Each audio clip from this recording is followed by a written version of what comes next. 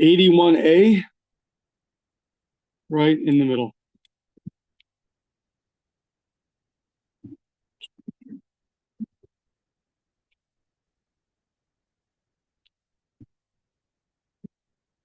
Okay, so we're talking about blood being mixed together.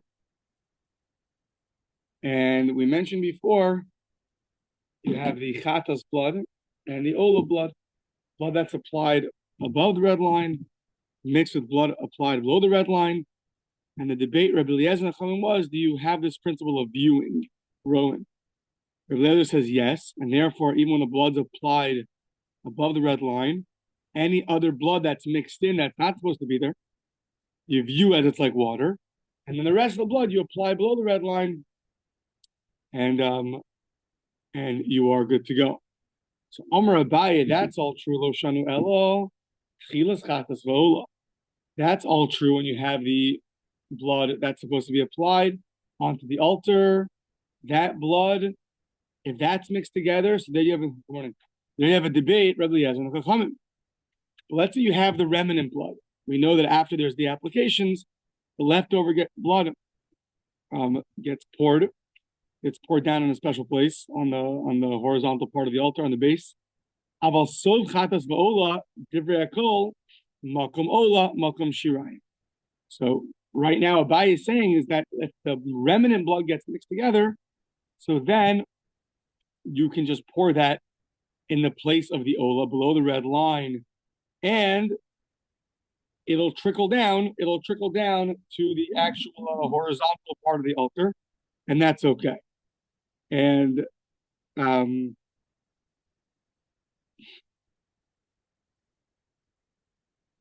yeah, so Rashi explains the case here is you have remnant chatos blood.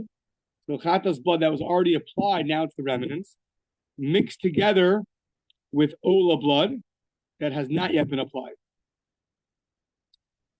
And so what do? You put them under the red line. Why? Because either way you're good. If it's the original ola blood that has not been applied yet, so then you put it in the right place. And even if it's chatas blood, which is really the remnant chatas blood, it'll trickle down from the vertical area down to the horizontal base, and that'll be good. And here begins a discussion. Does that work? When the Torah says you have to pour the remnants onto the altar, if you pour it on the vertical part of the altar, under the red line, and it trickles down into the horizontal base, is that good? Does that count or no? That's the coming up debate. So that's Abaye says it's good. That makom ola makom shirayim, the place of the ola, which is the vertical part, that's good for even the horizontal part because it'll trickle down eventually and flow in. Amar le Rav Yosef, Halchem Rav Yehuda, Shirayim Trichin Itztaba. He says that no, the Shirayim, the remnants need Itztaba, need a base to be poured on. So put them onto the wall and have it trickle down is not going to work. So yeah. So debate Abaye and Rav Yosef about this law. V'chein Amar Rav Shimon Lo Shana Ela Tchilas Chatas Ola also Chatas Ola Divrei Kol Makom Ola Makom Shirayim. Rav Shimon says like Abaye that the debate Rabbi Eliezer and Chachamim of blood mixed together is by the original blood mixed together. But if you have the remnant chatas blood mixed with the ola blood, everyone says you can pour where the ola blood goes, and if the chatas blood that's mixed in, the remnant chatas blood will trickle down to the area of the shirayim and of the area of the remnants, and that's going to be good, no problem. Amar Rabbi Yochanan mitem Rabbi Elazar adayini machlokas. So Rabbi Yochanan says that no, Rabbi Eliezer and the Chachamim, they would argue even by a case where you have the remnant chatas blood mixed with the ola blood. That's still a debate. Not only in the beginning blood that's mixed together is a debate, even this is a debate, and even here Rabbi Eliezer will say the concept of rowan. You can view the other blood just like water, and the rest could be applied. And on that, the Chachamim will argue. Okay, now, Maser Rav Huna has a question, and now we're going to have basically coming up three sources that things that are mixed together are not nullified in the majority. So Masir Rav Huda Bar Yehuda, Kodeshem. It says by a Bechor that the Bechor is going to remain Kodesh, going to remain holy. Implication being, no matter what it's mixed with, doesn't matter. At the end, that you can mix it with whatever you want, even with more blood and more other sacrificial blood. That's not a Bechor, but it's going to remain. It'll still remain a Bechor blood. It won't be nullified. So Masir Rav Huna Bar Huna Kodeshem. So now, what does that mean? Shimnis are bedam kachim acherim yikrubu. If it gets mixed with other blood, you offer it up. Says the Gemara, what are we talking about? Mixed with the original blood or mixed with the remnant blood? Ma'ilav sof ola v'sof ma'ilav sof ola ubechor. Are we not talking about the remnant ola blood mixed with a bechor? And what do we see from there? V'shma mina makom ola makom shirayim. Does it mean the remnant ola blood, or it means the original ola blood mixed with the remnant bechor blood? 1 second.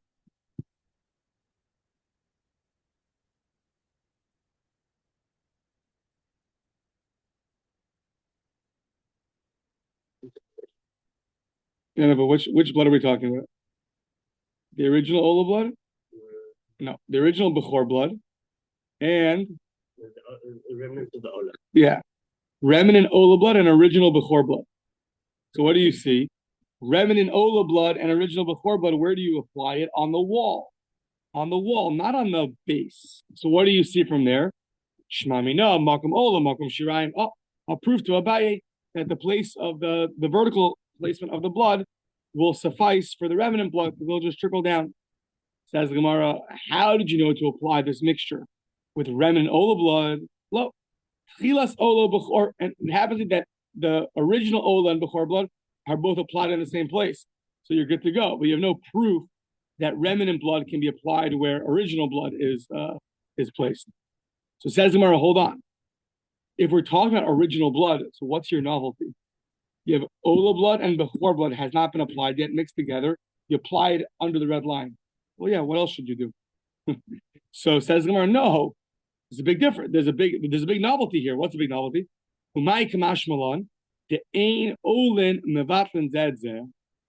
That you have bloods that are mixed together, they do not nullify each other.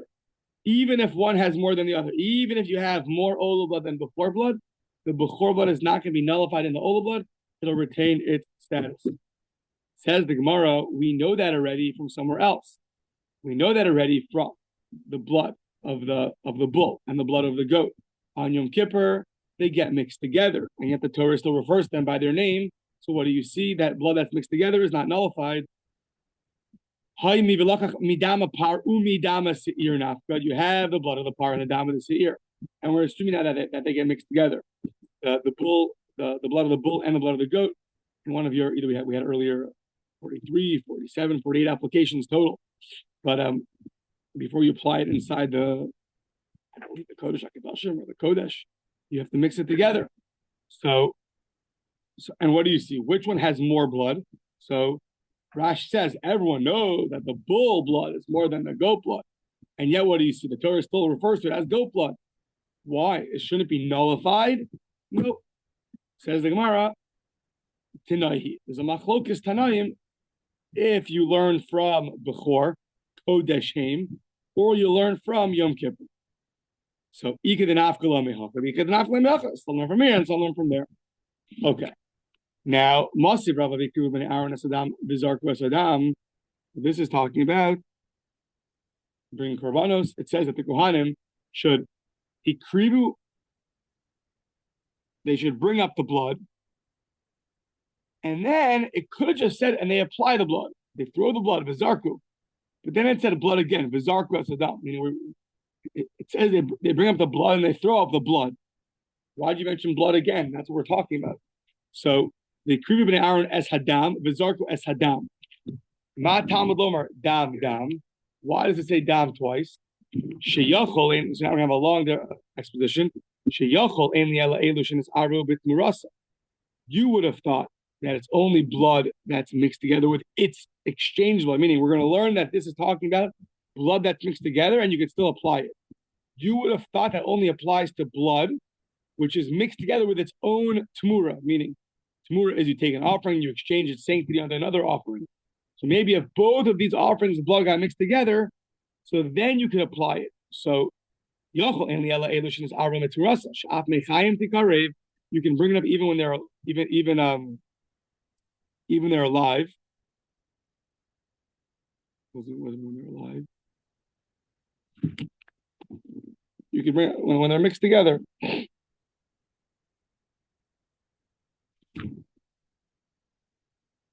Not all of it comes into with another. Meaning who? Each is a full second to even the proper. What's the word mechayim? Av in this avru mechayim. Blood's always after the animal dies.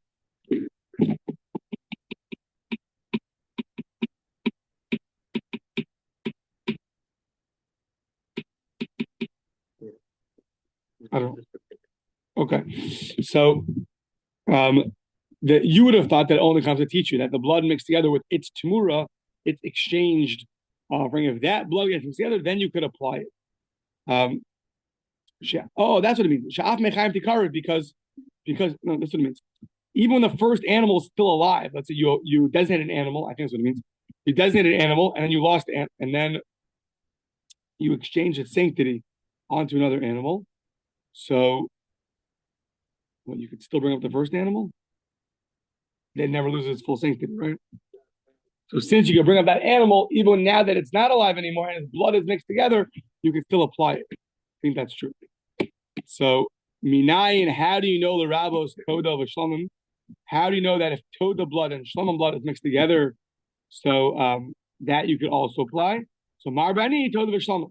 I'm teaching you that even these offerings that can be given as voluntary offerings, b'neder another v'kamosa, if they get mixed together, you could apply it as well. Minayin l'rabbas is asham. Marbani is asham. Shetal matan arba kamoso. Now, how do you know that you're going to include an asham? You're going to include an asham. You're going to include an asham because you're going to include asham also because it has 4 applications. Okay. B'choru ma'aser or pesach minayin that only have 1 application. If their blood got mixed together, how do you know that you could include them also? Talmud lomer dam dam. Something heavier on the side. 15 more lines of going through these 2 words dam and applying them to all of these different permutations. Yeah. So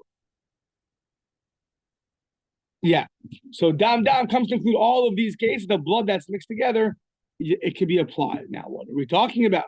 Which blood? The original blood or the remnant blood? My love, sof olo bechor. We're not talking about the remnant of an ola and the original bechor blood, and yet you can apply it. And what does that teach you? V'shmamina makom ola makom shirayim. You're applying the remnant blood of the ola onto the vertical part of the altar, and then it'll trickle down to the base. And you see from there that the placement of the remnant ola is okay if you put it on the placement of the original ola. That's fine. Oh, it's a proof like Abaye. Lo, not a proof. Techilas ola bechor. It's teaching you that if the original ola and bechor gets mixed together, you can apply it onto the vertical part of the altar under the red line. Okay, that's obvious. What else should you do? My kamashmalan comes to teach you the ain olin mivatlin zedzeh. It comes to teach you this dam comes to teach you that the different offerings don't nullify each other. Even though the blood is mixed together, they still retain their identity. Says the Gemara, don't we know that from Yom Kippur? We know it already. Says the Gemara, you're right. It's a debate. Some learn from here, some learn from there. Yeah. So now, why doesn't each one learn like the other? The ones that learn from Midam Dam or the ones that learn from Kodesh Haim, our previous 2 sources, they don't learn from the blood of the offerings, of the Yom Kippur offerings, because there are those who hold, and they're going to agree with them, to Savri Ein Ma'arvin the Karanos Midam Dam. Sorry, Ein Ma'arvin the Karanos. That itself is the debate. We had it earlier when we're trying to figure out how many applications you put on, 43 or 48. There's different opinions there's different opinions of how many do you have to mix the blood together before you're going to apply it inside the altar. So some opinions hold, yeah. And then Bezim and Aleph we had it. Yeah. Some opinions hold that you do have to mix it together before you apply it inside the holy area, and some say not. That itself is a debate. So the reason why they couldn't learn from here is because they're of the opinion that it does not get mixed together. Okay, so why don't the Yom Kippur people learn from over here? So mi dam lo yalef, because dam lo mashmaluhu. The fact that it had extra word dam, they don't expound it in the way that the other ones expound it. Okay, but the ones that learn from Yom Kippur, you still had another verse, Kodeshem. By a Bechor, it said Kodeshem. What was that coming to teach you? It was coming to teach you, even if it's mixed together, it still remains holy. Why did you not learn from Bechor? My time Yalfi. Because Sabri Kodeshem. What that means is, Kodeshem means the Bechor blood remains holy. Haim Craven, if it ain't Tmurasan Crava. Only the Bechor blood could be applied, but if it's the blood, if it's the ain't Tmurasa Crava, but it's exchange offer, you can't apply that blood. So I guess if a Bechor is exchanged for a Tmura, so that Tmura blood you cannot bring up onto the altar. The other opinion that says Kodeshem teaches you if it's mixed together with other blood, like an Ola, it won't get nullified. How does he know? How do they know that a Tmura's blood can't be brought up? The Idak Nafkale im short himself la Hashem who karev vein rasa kreva. It has to only be something which was designated originally for Hashem, as opposed to the Tmura, which is just exchanging sanctity onto another offering. That's not going to suffice. Okay, fine. So basically, three sources that things that are mixed together do not get nullified. Yeah. The Gemara in Menachos, I think in Menachos, is going to say that this is the source of Rabbi Yehuda. Rabbi Yehuda, who says that when you have two species that are mixed together, min b'mino is eino batal. This is his source. And the rabbis have to argue. They argue that no, they still get nullified. They learn that these cases are certain novelties that you can't apply it anywhere else. It's a novelty. I think the Gemara Menachos talks about it. But this is Rabbi Yehuda's source, that two things that are mixed together do not get nullified. Okay. Tashma. So now you have blood that's supposed to be applied above and blood that's supposed to be applied below mixed together. So we had that what? Nasan lamala v'lo nimlach elu ve'elu modim she'yachs or v'yitin lemata. Elu ve'elu ololo. What do? Everyone agrees that that once you apply it already on top, you go back and apply it on the bottom, and therefore it'll count. So what are we talking about? Ma'ilav, the yur of chatas v'ola. Are we not talking about a chatas and ola's blood that's mixed together? Chatas is applied above, ola is applied below. The cave and the ayvle lamala, and since you apply the blood above, habule shirayim, the rest of it becomes shirayim, meaning part of it becomes shirayim. So you apply it above, so you've sufficed for your chatas obligation. But what about your ola? So you apply it below, but hold on, some of it is going to be remnants of a chatas. So, and yet, what do you see? You apply it where you apply the original ola on the vertical part of the altar, not the base. The katani elu ve'elu modim shiyachs within lamala. The shkamina makom ola makom shirayim. They agree that you go back and you apply it below. You're going to apply if the blood is an ola blood over here, you got to apply it on the vertical part of the altar. And if it's going to be a chatas, well, you already applied a chatas above the red line. Therefore, the rest is going to be considered remnants. But what do you see? Remnants could be applied on the vertical area of the altar and not on the horizontal part. Approved to Abaye. Now, Rav Yitzchak's going to reject this. Kiyasa Rav Yitzchak bar Yosef Amar, when he came, he said, this case of the blood mixed together, Amri b'ma'arava, they say in Eretz Yisrael, we're talking about a different case. Halchamay Eskin is going to the Arid Chatas HaChitzon b'Shirayim. We're talking about a case where you have blood from a chatas offering that's brought on the outer altar, and it's mixed together with remnants from a chatas brought on the inner altar. Where do remnants go of an inner altar chatas? On the outer altar.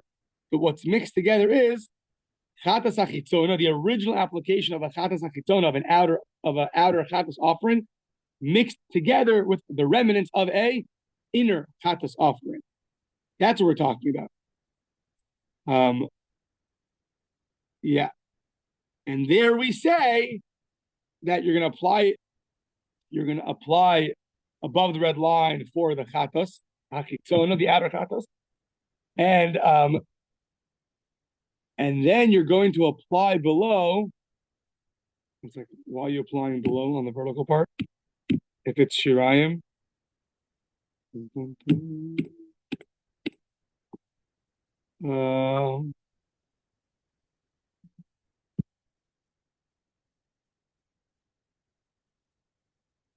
Maybe we're going to ask on this.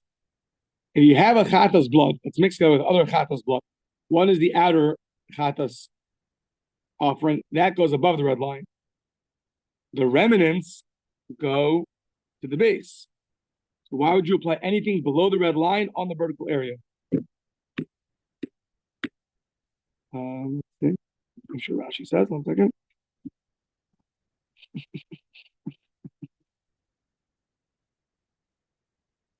Okay.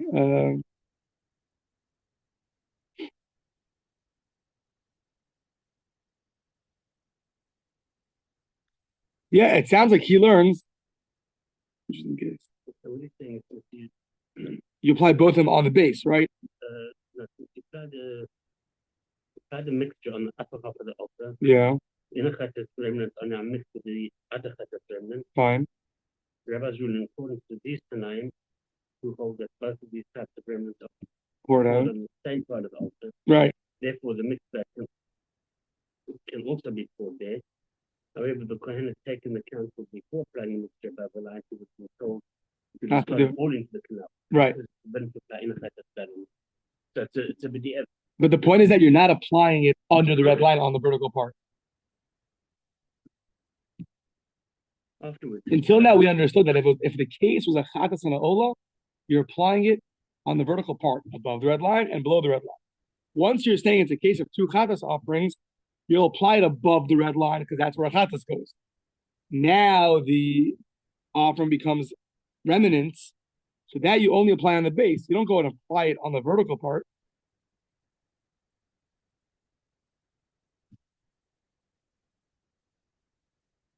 The remnants are poured on the same part of the altar. Right. You're pouring on the same part of the altar, meaning you're not going to pour. Meaning he's just saying that the remnants of the inner chatas and the outer chatas are poured in the same place. I'm just pointing out that the case before was you're applying on a vertical part, and now it sounds like you're applying on a horizontal part, and therefore you have no proof. Oh, that's the point. That's the point. The point is that once you establish the case as a chatas offering, the outer chatas original application with the inner chatas remnants, that's the point. The point is that the case is now a different case. What you do is you apply the blood on top, lamala. That means on the vertical part because you have original chatas application has to be taken care of. When it says lamata, it's not that you're pouring on the vertical part of the altar. No, you're pouring it on the base of the altar because both inner and outer chatas offerings, their remnants are applied in the same place. So what did we gain? Rav Yitzchak just saying you can't use this case as a proof that the place that you're allowed to place remnants on the vertical area and they'll trickle down and they'll and that's good for you. No, it's a different case. You're applying it below. Below means not below the red line. It means you're going to apply below means on the horizontal area. Therefore, you don't have a proof.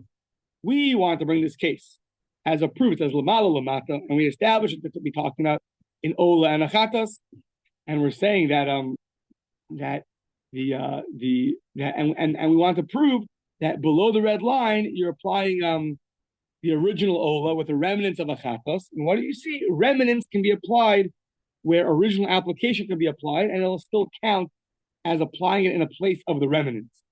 But now that you told me it's talking about two chatases, the inner and the outer chatas, then you're never going to apply it below the red line on the vertical area. You're only going to apply it on the horizontal area. Therefore, you don't have a proof to our point. That's what we want. That's exactly what we want. So now, Amrle Abaye, if that was your whole point, so why'd you go so fancy? The name of Mark on the Arab Shirayim. Just instead of saying you had an original chatos application, so just give a case where the Shirayim were mixed together. Just say that the chatos chitzona, the outer chatos, original blood application, was mixed together with the outer chatos' remnants, and that's it. Why'd you have to bring in the inner chatos remnants with the outer chatos original application? Just say a much simpler case. The outer chatos' original application with the outer chatos remnants. That's all. So, hakamash malan afilu l'man damar shirayim ma'akvin, but chasr ein ma'akvin. To teach you a special law, that there's an opinion that holds that the inner chatas offering, its remnants are essential for atonement. You have to bring the remnants. Simply understood, we understand most sacrifices. If you do the 4 applications, the remnants, it's a mitzvah, but it's not a preventative. If you don't do it, you're still atoned for. But according to the opinion that says that it is essential, according to them, you have to do the remnant. But if it gets mixed together with other blood, and now there's less, it's lacking some of its blood, because every time you apply some of it now, it's going to be mixed together, other blood also, that will still cause atonement. It's only if you don't apply any remnants of the inner chatas on the outer altar, then it's not going to atone for you. But if you do apply some, it's just less because other blood is mixed together, that's still fine. So that's what it means. Chaseirin afilu madamar shirai ma'akvin, but chasru ein ma'akvin. If it's just lacking, that's not going to be considered lacking. Okay. So Amalei Rabbi Tosafa Ravina, Rabbi Tosafa said to Ravina, Ha'u kimna. Listen, he said, I have a problem with this. Didn't we establish this case a few daf ago? What are we talking about? We're talking about a case where you have majority of blood has to be applied above. So the case then was majority chatas blood, minority ola blood. And what did we say over there? What did you do? You took, so let's say we had 10 ounces of upper blood, 2 ounces of lower blood. What do? You take 2 plus, at least 2 ounces, 3 ounces, 4, 5 ounces of blood, and apply it on top of the red line. Therefore, you for sure fulfilled, for sure some of that blood is above the red line blood. So you're good to go. So in our case, it would mean that you have the majority chatas hachitzona blood with the outer altar chatas blood, and a minority of the inner altar blood. And what do we say? V'kayohev lemala shir tachtonin va'od.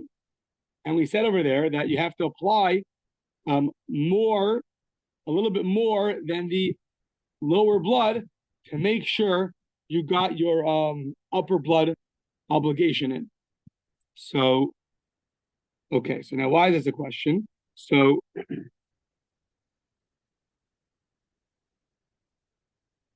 and that taught us, right? Meaning we said it about that case, and that taught us that putting it on the ola, putting the ola below the red line, putting the chata, the remnant chatas below the red line, sufficed as being, even though it was only remnants, but it was still good. So what's his question over here? He said, wasn't that the way we established the case?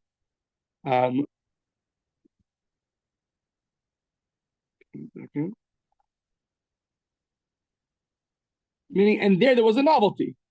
According to this, what's the novelty? Meaning, what's the point of this whole? The way we established the case was you have to apply a little bit more above, and then the rest of it can go below.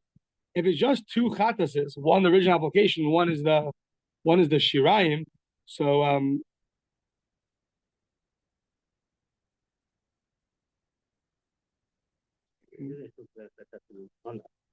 that's what we originally established the case. And then we said you have to apply the lower blood plus above the red line, okay? What's the question on us?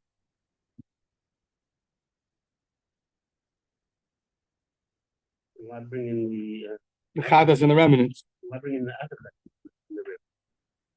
I mean, that's the way we establish the case. The way Rashi says it. So why you, so to speak, standing on your head to establish a case like this?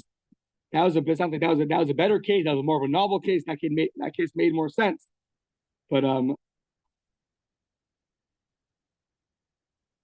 right. So to that we say though, Amrle, no, but Hanimidi was Lamand Amrami Kara Ein Bila, but Maskana is because of Spligi. Says Gemara, yeah, but when did we establish it to be that case? That was when, according to Rav Ashi from a few daf ago, he didn't hold of the concept of that the blood mixes, that you could rely on the blood that's mixed together. He said no, they don't mix. According to that opinion, we had to tell you to do this move where you have to do the lower blood, apply it above. However, we retracted. We said yesterday that Rava said that the debate of Rabbi Eliezer and the Chachamim is not about blood in one vessel mixed together. Rather, it's about if the cups gets mixed together. And since we're talking about the cups being mixed together and not the blood itself being mixed together, so then there's no reason to establish our case as referring to as necessitating bringing the lower blood plus above the red line and the rest of it being brought below the red line. We don't have to establish it to be that case. That was only a case that we established when we were talking about the blood itself being mixed together. But once we said that the machlokas Rabbi Eliezer and the Chachamim is about cups being mixed together, then there's no reason to limit this brisa to that specific case, and therefore it's not a question on us. Yeah.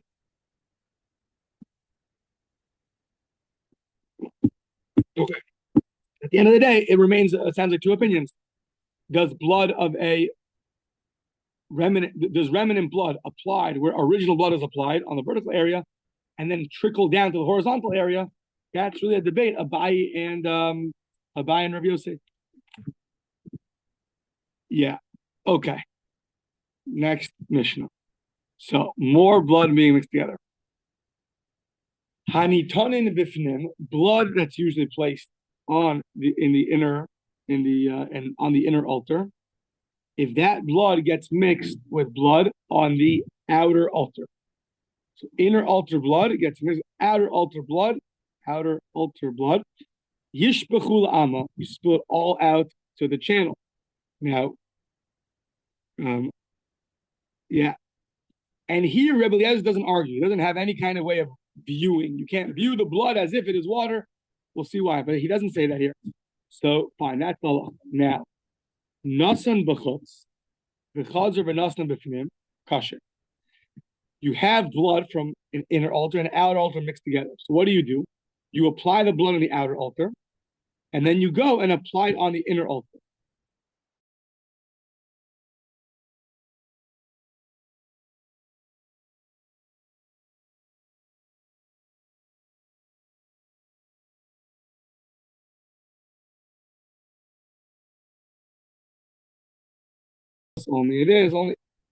You have to apply it and then it invalidates the blood.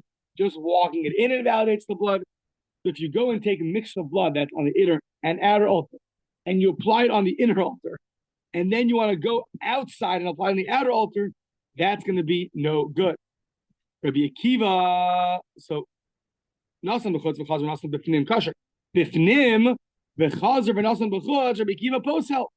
Rabbi Akiva invalidates the Chachamim makshirim, but the Chachamim say it's going to be valid. Rabbi Akiva Omer called Damashnik Sulachaper Behechal Psulin. Rabbi Akiva says any blood that's brought in, Lechaper Behechal is going to be puzzle. If you bring the blood from the inner altar outside, that's going to be invalid. The Chachamim Omrim, no, Chatos Bilvad, it's unique to a sin offering. A sin offering, if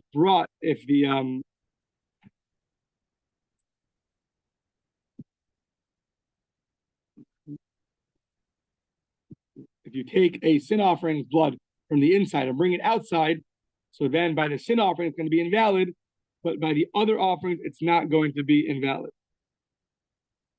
Actually, that could be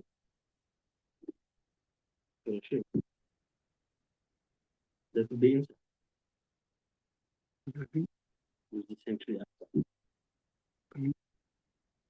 We're talking about blood that is supposed to be on the inner altar if it's brought outside. Rabbi Akiva says all blood that's supposed to be applied on the inner altar, if brought outside, is going to be invalid. And the Chachamim say that it's all going to be valid except for one case. We'll see. Now, Rabbi Akiva Omer, let's say it again. Kol damim shenichnasu lechaper beheichal psulin. Any blood that's supposed to be brought to mechaper on the heichal. The heichal is the holy area. That's the inner area. So if that's brought outside, that's going to be invalid. The Chachamim Omrim, no, chatos bilvad, meaning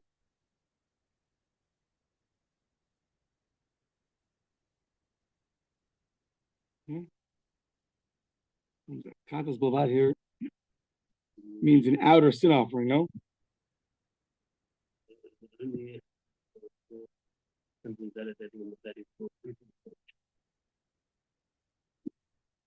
We're talking about inner blood being brought outside, no?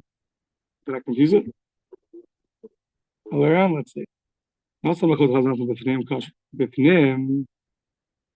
the chazar for Nelson Bechutz. Oh, sorry. Yeah. Sorry. I confused it. I'm sorry.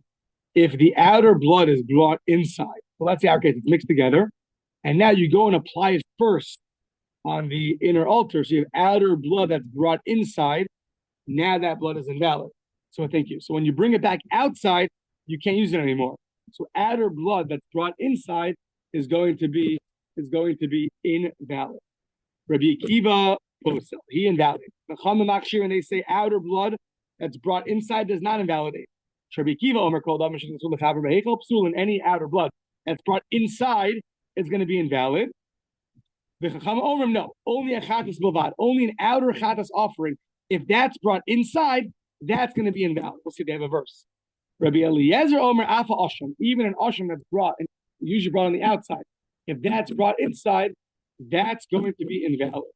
Shenemar kechatas ucha Asham, like a sin offering, like an Asham, they're going to have the same laws. The Asham is going to follow suit the sin offering. So that's going to be the whole debate. Outer blood that's brought on the inner altar, that's brought inside the eichel. And we'll see, what does it mean? Just the fact that you bring it inside invalidates, or once you apply it, it invalidates? Fine. Either way, though, in the beginning we said that if you have blood from outer and inner altar, and from the inner and outer blood mixed together, you have to yishmechu b'la'ama, you have to pour it out. So it says the Gemara, every mission until now, Rabbi Eliezer kept arguing and said no. So over here also, but niflik nami Rabbi Eliezer baha, says the Gemara, we get stuck. What should we do? Tell me what to do. How do you want to apply it? Hey chiliyave, neisev b'chutz. You want to start on the outside, v'hader neisev lifnim, and then apply it on the inside. The same way the upper blood is more superior, it takes precedence over the inner blood, so to the inner altar takes precedence over the outer altar. So you can't start from the outer altar. Fine, to go the other way. Why don't you apply the blood on the inside and then apply the blood on the outside? Now we say no. What do you mean? You're bringing outer blood into the inner area? We just said that invalidates. For sure, by a chatas and a asham, it's going to chatas and maybe also an asham, it's going to invalidate. So therefore, you're stuck. So even Rabbi Eliezer, who usually holds of the concept of rowan, of seeing, will say that in this case you have to pour it out. Yeah. So okay. So now Rabbi Akiva said that all blood that's brought from outside to inside is going to be invalid. Says the Gemara, Amar Rabbi Shmuel, we're going to give a parable for this, and then we're going to reject it. What's this comparable to? Meaning, the pasuk is talking about a chatas, and then it goes and repeats the word chatas. And Rabbi Akiva learned that the repetition of the word chatas is actually including everything. Why? That needs a parable to explain. Imagine you have a student pouring for his Rebbe. He has wine, but he's going to dilute it with hot water. He can dilute it with cold or hot water, but Shemad Rabbi B'chamin, he dilutes it with hot water. The Amarlo muzikri, so he's using hot water. And the Rebbe says, dilute it more for me. So Amarlo B'ma said, with what? cold or hot. So Amar lo b'chama anu askinan. Are we not already talking about hot water? So if I meant a hot water, I would keep silent. But now that I said with hot water, I mean to say even hot water is good. Akshav bein b'chama bein mitzuna. So too in the Torah. We're talking about a sin offering. And then it says, why are you repeating chatas again? If you meant chatas, so keep quiet. Why did it repeat itself? Am I not talking about chatas already? I'm teaching you that even a chatas blood that's brought inside is going to be invalid. And Rashi tells you that the novelty is because you would have thought that all blood except for a chatas, if you bring it from outside to inside, it's going to be invalid. But maybe since in the category of a chatas, there are offerings that are brought inside. So even a chatas hachitzona, an outer sanctuary, an outer altar chatas, if you'd have brought its blood inside, it would have been kosher.